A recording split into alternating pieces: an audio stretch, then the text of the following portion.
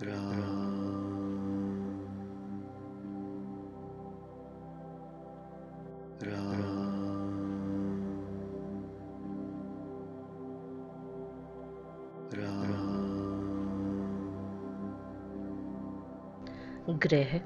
औषधि, जल, वायु और वस्त्र, यह सब भी कुसंग और सुसंग पाकर संसार में बुरे और भले पदार्थ हो जाते हैं।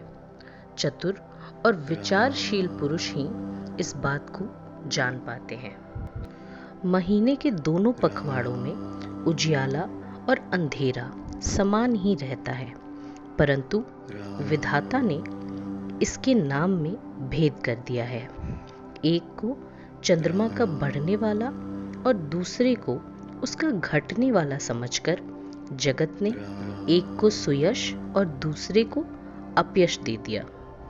जगत में जितने जड़ और चेतन जीव हैं, सबको राममय जानकर मैं उन सबके चरण कमलों की सदा दोनों हाथ जोड़कर वंदना करता हूँ। देवता, दैत्य, मनुष्य, नाग, पक्षी, प्रेत, पितर, गंधर्व, किन्नर और निशाचर, सबको मैं प्रणाम करता हूँ। अब सब मुझ पर कृपा कीजिए। 84 लाख योनियों में 4 प्रकार के श्वेदज, अंडज, उद्भिज, जरायुज, जल जीव पृथ्वी और आकाश में रहते हैं। उन सब से भरे हुए इस सारे जगत को श्री सीता राममय जानकर मैं दोनों हाथ जोड़कर प्रणाम करता हूँ।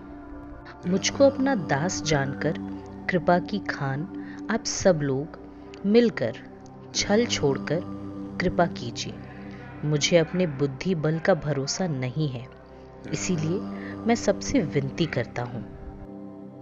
मैं रघुनाथ जी के गुणों का वर्णन करना चाहता हूँ, परंतु मेरी बुद्धि छोटी है और श्री राम जी का चरित्र अथाह है।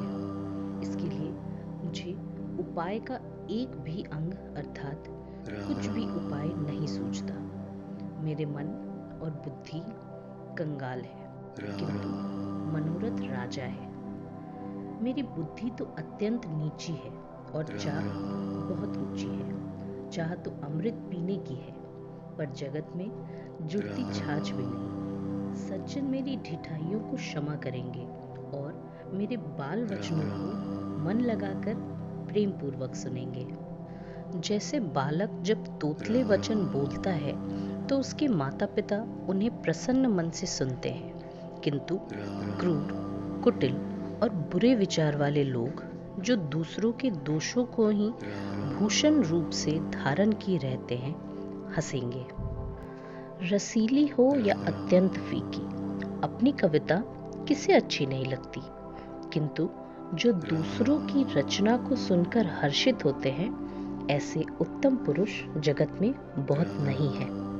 हे भाई, जगत में तालाबों और नदियों के समान मनुष्य ही अधिक हैं, जो जल पाकर अपनी ही बाढ़ से पड़ते हैं। समुद्र सा तो कोई एक विरला ही सज्जन होता है जो चंद्रमा को पूर्ण देखकर उमड़ पड़ता है।